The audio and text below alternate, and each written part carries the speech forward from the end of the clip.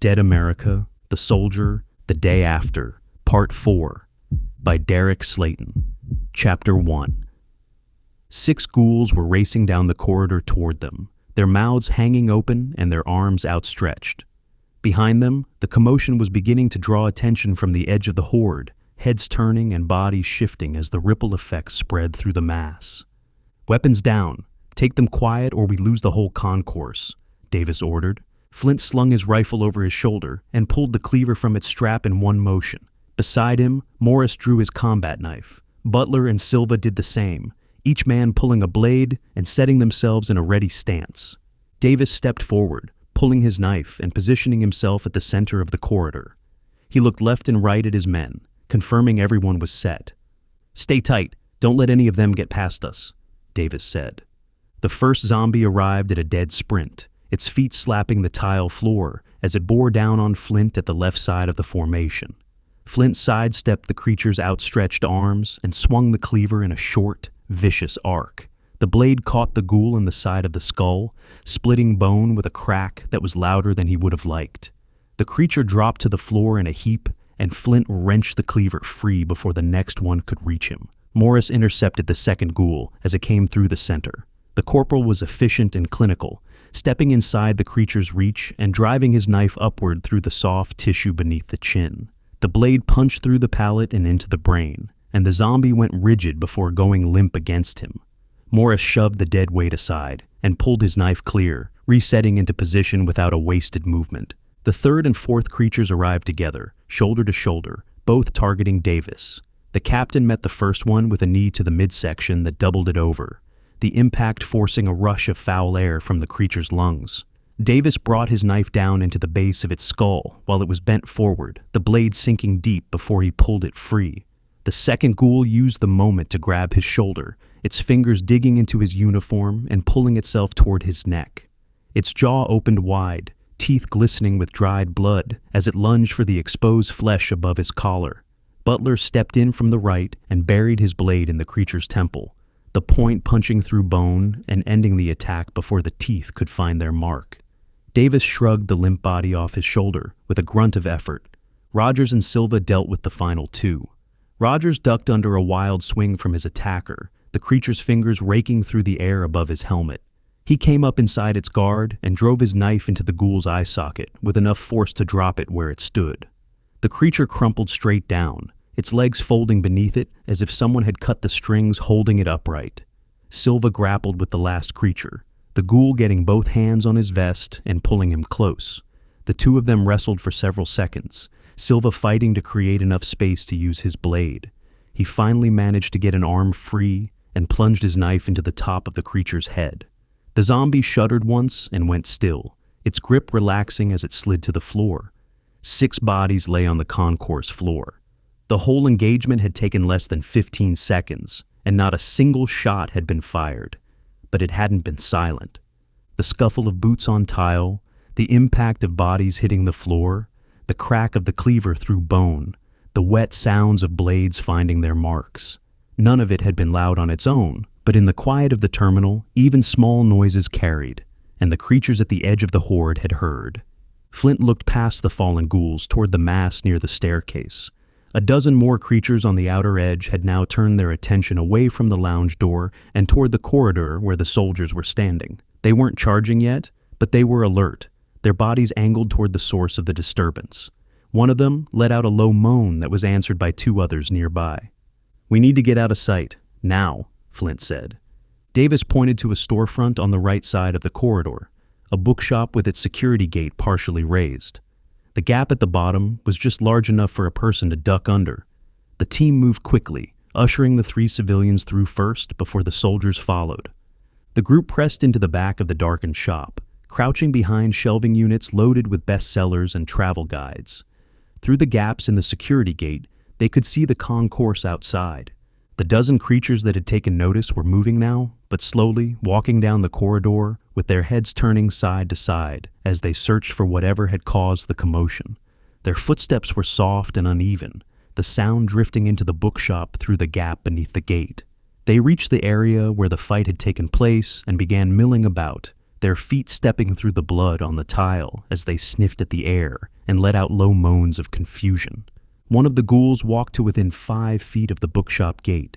It stood there, swaying slightly, its dead eyes staring into the darkened interior without focus. A strand of something dark hung from its lower lip, swinging gently as the creature turned its head from side to side. Flint held the cleaver against his leg, every muscle in his body coiled and ready to move if the creature decided to investigate further. Behind him, he could hear Sarah's breathing accelerating, each inhale sharper and faster than the last. Victor put his hand over her mouth gently, whispering something that Flint couldn't make out. Pam had her eyes closed, her lips moving in what looked like a silent prayer. The zombie lingered at the gate for what felt like an eternity. It leaned forward once, its forehead nearly touching the metal slats, and Flint could smell the rot coming off its skin. Then it straightened, let out a disinterested moan, and shuffled back toward the horde. The others followed in loose formation, gradually losing interest and drifting back to the mass near the staircase. Within a couple of minutes, the corridor outside the bookshop was empty again. Nobody spoke for a long moment. The only sounds were the muffled moaning from the horde down the concourse and the collective exhale of 9 people who had just watched death stand within arm's reach and turn away.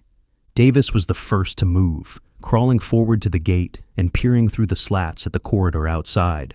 He studied the concourse for a long moment before turning back to the group. "They went back to the horde. We're clear for now," Davis said quietly. "For now," being the key words, Morris replied. "That's the second time they've almost spotted us. The third time, we might not be as lucky." "Agreed. We can't keep trading close calls. We need a plan that clears that horde, and we need it now," Davis said. Flint moved up beside Davis at the gate and looked out toward the staircase. The mass of creatures was still focused on the lounge door above, their bodies packed together in a dense wall of flesh that filled the concourse. He let his eyes drift past the horde, studying the area beyond it. The west concourse continued past the staircase for another 50 yards before ending at a set of floor-to-ceiling windows overlooking the airfield. On the right side of the corridor, just past the edge of the horde, a row of courtesy carts sat parked against the wall. The small electric vehicles were used to shuttle passengers with mobility issues between gates, and 3 of them were lined up nose to tail at a charging station. The one at the front of the row caught Flint's attention. It was pointed away from the horde, facing down the concourse toward the far windows. Its position meant that if someone could get to it and get it running, they could drive away from the mass of creatures rather than into them. And once moving, the noise of the motor and the movement of the vehicle would draw the horde after it like a magnet. The problem was getting to the cart. It was on the other side of the horde, roughly 40 yards from the bookshop. The creatures at the edge of the mass were close to it, but their attention was pointed at the staircase. A narrow gap existed between the right wall of the concourse and the outermost ghouls, barely wide enough for a person to slip through if they moved carefully and quietly. Flint studied the gap, measuring the distance and the angles in his head. The creatures at the edge were the idle ones, the ghouls that had lost interest in the door and were just standing there swaying. They were less reactive than the ones pushing toward the center, which gave someone moving along the wall a chance of slipping past without triggering a response. "Captain, far wall past the horde. Do you see the courtesy carts?" Flint said. Davis followed Flint's line of sight. It took him a moment to spot them in the shadows near the charging station, but when he did, his eyes narrowed as he worked through the same calculations that Flint had just run. "The one at the front is pointed the right way," Davis said. "If I can get to it and get it running, that whole horde is going to chase me down the concourse and away from the staircase. Once they commit, the others move in, clear whatever's left, and get up those stairs to Stevenson's people," Flint said. Rogers looked between Flint and Davis, then out at the horde and the distant carts. His expression made it clear that he couldn't see how anyone was going to cross 40 yards along a wall of zombies without being spotted. "How are you planning to get over there without 100 of those things noticing?" Rogers asked. "There's a gap along the right wall. It's thin, but it's there. The creatures on the edge aren't focused on anything. If I stay tight to the wall and move slow, I can get past them," Flint said. "That's insane," Butler said. "Maybe, but it's what we've got," Flint replied. Silva was shaking his head, and Rogers still looked far from convinced. But Davis was staring at the courtesy carts with the focused expression of a man who had arrived at the same conclusion. The captain looked back at Flint and gave a slight nod. "He's right. It can work," Davis said. "Captain, with all due respect, that's a hell of a gamble on one man getting past that many creatures," Morris said. "It's not going to be one man. I'm going with him," Davis replied. The statement caught everyone off guard, including Flint. He looked at the captain, who met his gaze with the steady expression of someone whose mind was already settled. "Captain, I can handle this solo," Flint said. "I know you can, but that cart is open on all sides. No doors, no cover. Once you start driving, those things are going to be grabbing at you from every direction. Someone needs to be in the back with a rifle keeping them off you," Davis said. Flint considered it and realized the captain was right. The courtesy carts were built for comfort, not combat. Having someone in the rear with a weapon changed the odds from suicidal to merely reckless. "All right," Flint agreed. Davis turned to the three privates. Rogers, Butler, and Silva looked back at him, already anticipating what was coming. "Each of you, give me a magazine," Davis ordered. Rogers pulled a magazine from his vest without hesitation. Butler followed, his jaw tightening as he handed over one of his last two. Silva produced his spare, leaving himself with only what was currently loaded in his rifle. Davis collected the three magazines and split them between himself and Flint, 2 for the captain and 1 for the sergeant. Combined with what they already carried, it would be enough to make the cart run work. It had to be. "Now here's the rest of it," Davis said, addressing Morris and the privates. "Once Flint and I draw the horde away from the staircase, you 4 need to handle any stragglers that don't follow us. Some of those creatures are going to stay focused on the lounge door no matter what we do. When that happens, step out, make some noise, and pull them toward your position. Put them down however you can, but keep that staircase clear long enough to get Stevenson's people out." "And the civilians?" Morris asked, glancing at Victor, Sarah, and Pam. "They stay in this shop until the concourse is clear. Once Stevenson's people are out, you come back for them," Davis said. Morris nodded. The plan had more moving parts than any of them were comfortable with, but they were out of time and out of better options. The corporal looked at the 3 privates, who each gave a nod of readiness despite what was visible behind their eyes. Davis turned back to Flint, who was studying the gap along the wall one final time. "How do you want to play the approach?" Davis asked. "Slow and quiet until we're past the edge of the horde. Once we reach the carts, we move fast. I get it started, you get in the back, and we go loud," Flint said. "And if something goes wrong before we reach the cart?" Davis asked. "Then we go loud early and figure it out from there," Flint replied. Davis let out a dry laugh and shook his head. "Somehow, that answer doesn't surprise me," Davis said. He looked at the rest of the team one last time, making eye contact with each soldier before settling on Morris. "Everybody knows their job. Wait for the horde to commit to chasing us before you move on the staircase." "And Morris," Davis said. "Sir?" Morris replied. "Get those people out of that lounge." "Yes, sir," Morris said. Flint slid the cleaver back into its strap and gripped his rifle. Davis moved to the security gate and prepared to lift it just enough for the 2 of them to slip under. The concourse outside was quiet. The horde's attention pointed at the lounge door above the staircase. "Ready?" Davis asked. "Let's do it." Chapter 2. Flint and Davis moved along the right wall of the concourse, their shoulders brushing the smooth surface as they crept forward in a crouch position. Flint led, his eyes fixed on the gap between the wall and the outermost creatures of the horde. Davis followed 2 steps behind, matching Flint's pace exactly. The first 10 yards were the easiest. The horde was concentrated around the staircase, and the outer edge of the mass was still a comfortable distance from the wall. Flint moved at a slow, measured pace, placing each foot deliberately and keeping his breathing shallow and controlled. At 15 yards, the gap began to narrow.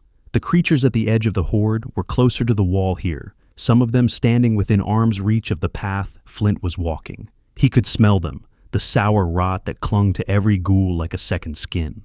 One creature stood with its back to him, swaying gently as it stared at the mass of bodies pressing toward the staircase.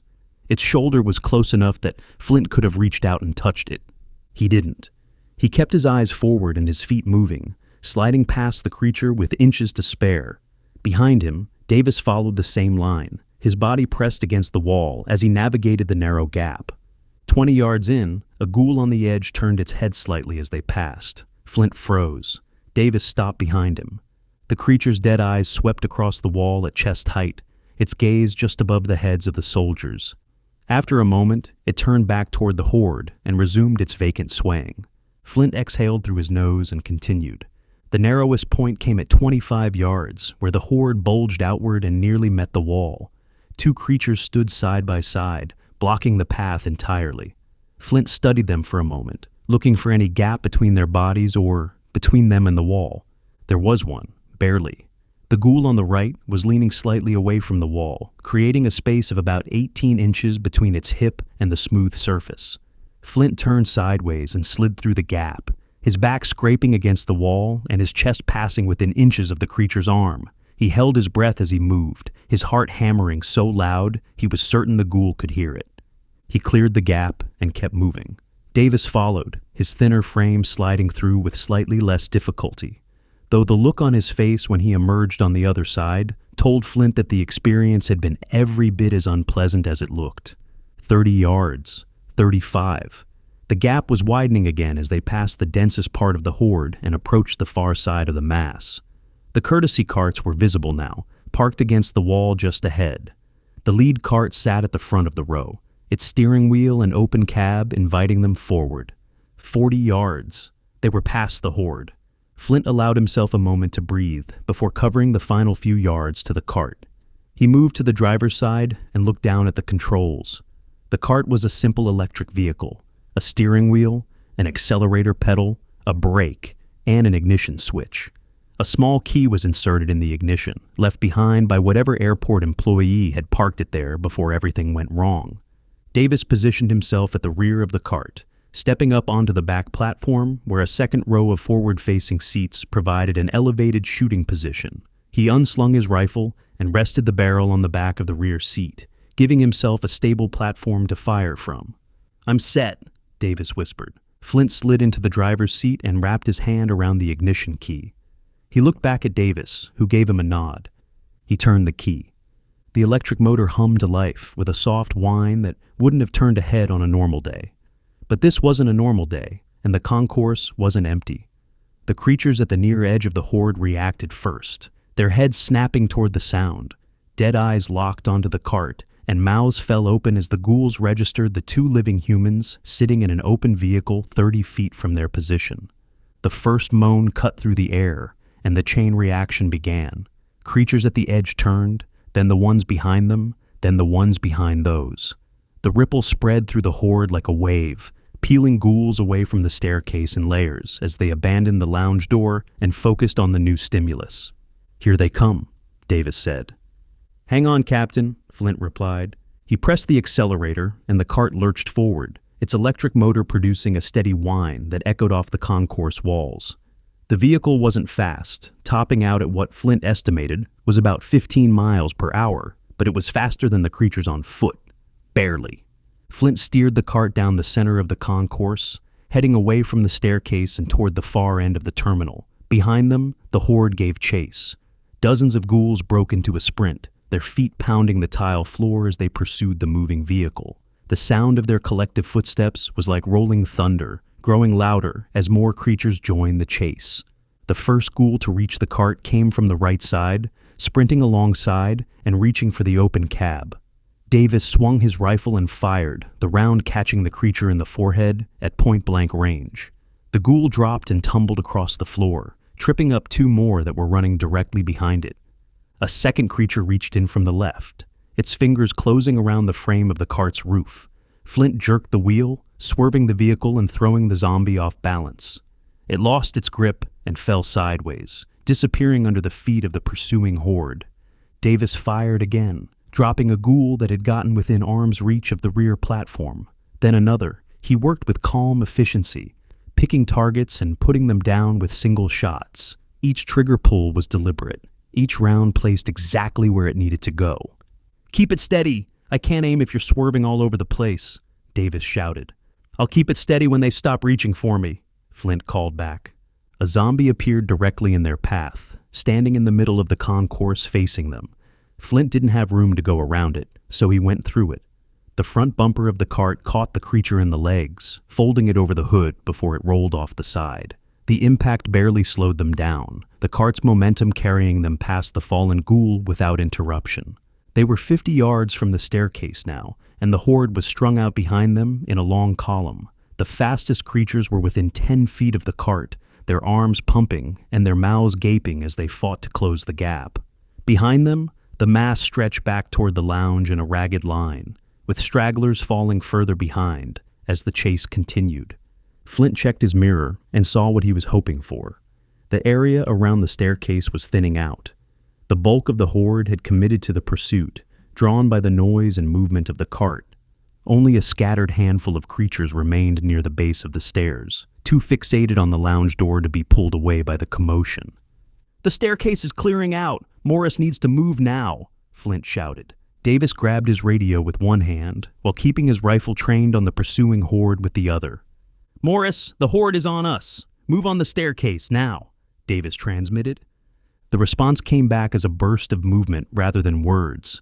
Flint caught a glimpse in his mirror of figures emerging from the bookshop and sprinting toward the staircase. Muzzle flashes popped off as Morris and the privates engaged the remaining creatures near the stairs. But Flint couldn't watch the rescue unfold. He had his own problems. The concourse ahead of them was not empty. Creatures that had been wandering the far end of the terminal were now moving toward the noise of the cart, creating a wall of ghouls that was closing in from the front. Flint was heading straight into them. "We've got company ahead," Flint called out. "How many?" Davis asked. "Enough." Flint cut the wheel hard to the left, sending the cart into a sharp turn that nearly tipped it onto two wheels.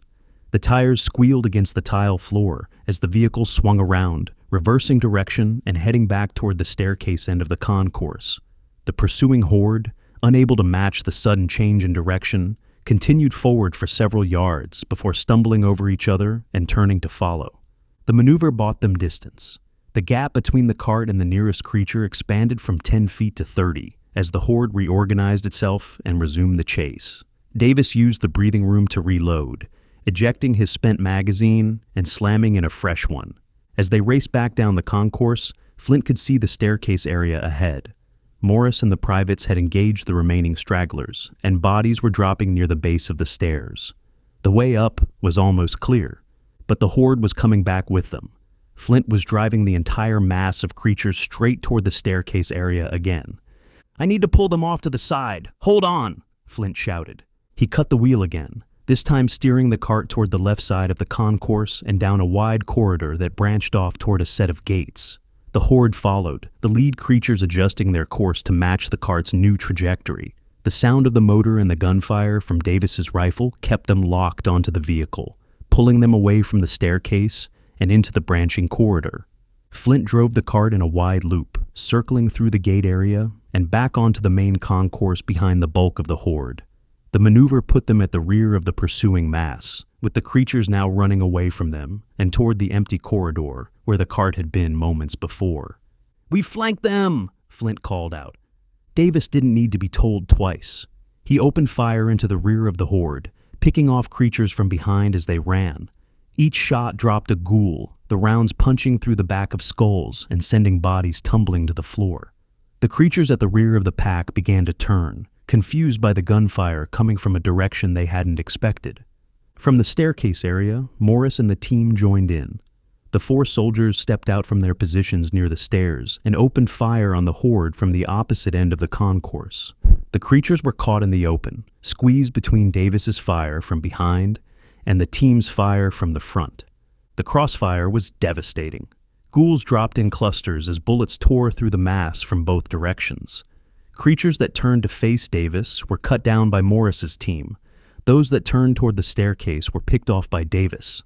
Flint kept the cart moving, driving slow circles around the diminishing horde, while Davis continued firing from the back. The captain's aim was relentless, each shot finding its target with the precision of a man who understood that every round had to count. He dropped 3 in a row, adjusted his position on the platform, and dropped 2 more. The numbers fell rapidly. 100 became 70. 70 became 50. 50 became 30. The concourse floor was becoming difficult to drive on, the cart's wheels bumping over fallen bodies and slipping on the blood that now coated the tile. At 20, the remaining creatures had lost any semblance of a cohesive horde. They scattered in different directions, some running toward the gates, others stumbling into storefronts. Flint stopped the cart and grabbed his own rifle, stepping out of the driver's seat and joining Davis on foot to chase down the stragglers. Morris and the privates advanced from the staircase end, sweeping through the concourse and putting down every ghoul they encountered. The team worked through the remaining creatures methodically, clearing each gate area and storefront as they moved. The last zombie fell near Gate 32, a creature in a pilot's uniform. Butler spotted it, called out its position, and Rogers put a round through its skull as it stumbled out into the open. The concourse went quiet. Flint stood in the middle of the corridor, his rifle still raised, scanning for any movement among the bodies that covered the floor in every direction. Nothing stirred. The only sounds were the team's heavy breathing and the faint hum of the courtesy cart's motor, still running where Flint had left it idling near Gate 29. Davis stepped off the back of the cart and walked toward the staircase, looking up at the battered door at the top. He keyed his radio. "Corporal Stevenson, the concourse is clear. Open the door," Davis transmitted. There was a long pause. Then the sound of a deadbolt turning echoed down the stairwell, followed by the slow creak of a door that hadn't been opened in over a day. A face appeared at the top of the stairs, haggard and exhausted, but very much alive. "Captain Davis?" Stevenson called down. "That's me, Corporal. Let's get your people out of there."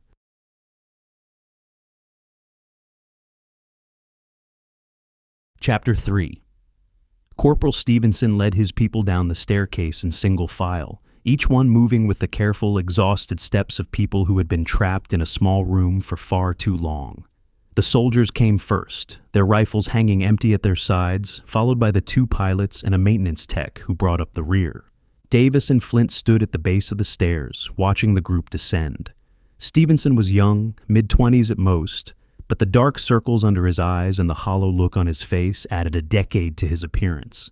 He reached the bottom step and snapped a salute that Davis returned. "Corporal Stevenson reporting, sir. You have no idea how good it is to see you," Stevenson said. "Good to see you too, Corporal. How's your team?" Davis asked. "Tired, hungry, and running on nothing but adrenaline, but we're alive. Thanks to you," Stevenson replied. The soldiers filed past, each one giving Davis and Flint a nod of gratitude as they stepped onto the concourse floor. They were in rough shape. Their uniforms were disheveled, their faces drawn and pale from the extended siege.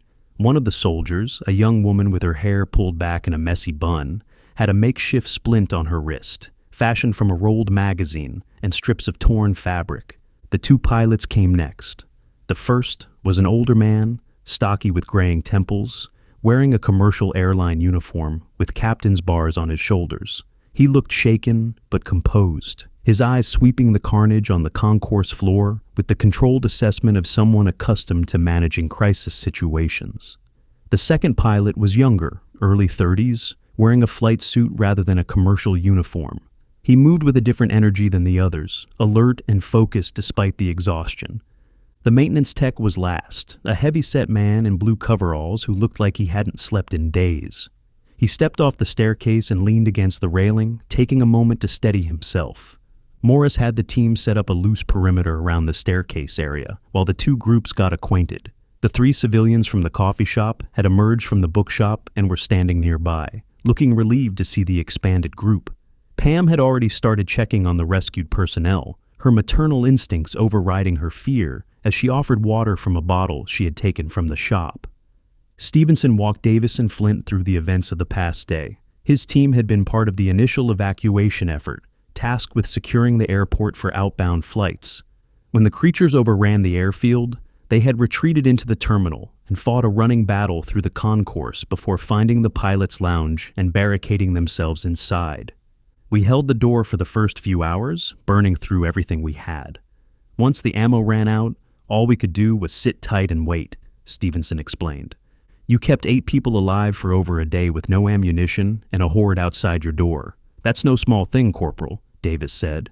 "Just did what we had to, sir," Stevenson replied.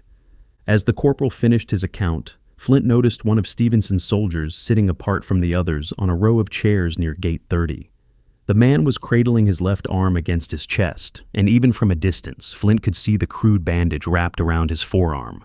The fabric was soaked through with a dark stain that had spread well beyond the edges of the wrapping. Flint walked over and crouched down in front of the soldier. The man looked up with tired eyes, but didn't flinch or try to hide the wound. His name tape read, Jenkins. "Let me see it," Flint said. Jenkins hesitated for a moment, then slowly extended his arm.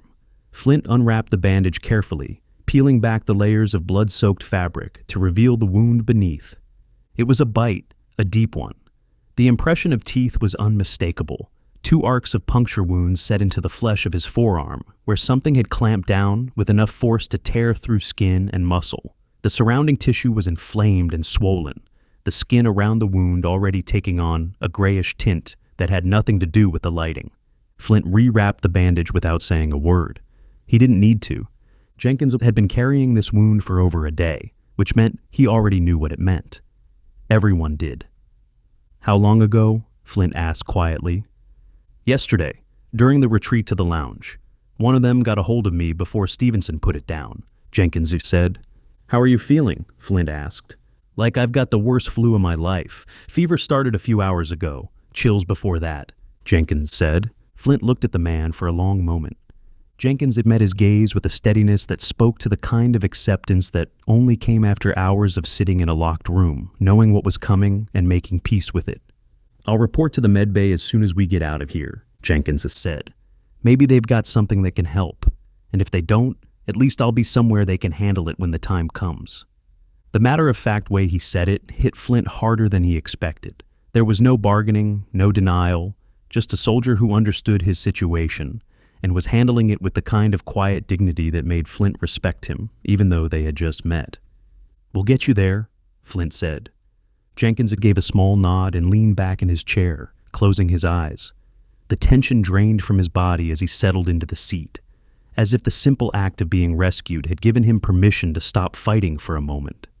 Flint stood and walked back to Davis, who had been watching the exchange from a few yards away.